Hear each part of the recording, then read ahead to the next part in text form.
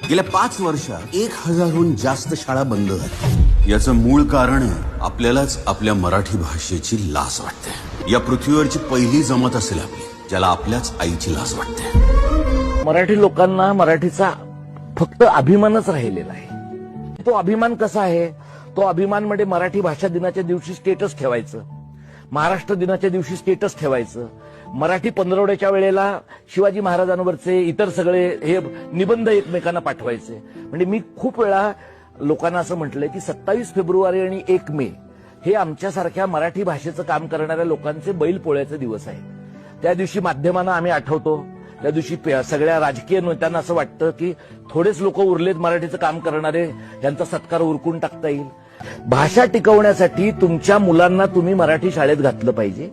भाषा टिकवण्यासाठी तुम्ही मराठी पेपर वाचले पाहिजेत। भाषा टिकवण्यासाठी तुम्ही मराठी माध्यमं पाहिली पाहिजेत। आणि भाषा टिकवण्यासाठी मराठी पोटाची भाषा होण्यासाठी लागणारं सगळं तंत्रज्ञान तुम्ही मराठीमध्ये आणलं पाहिजे।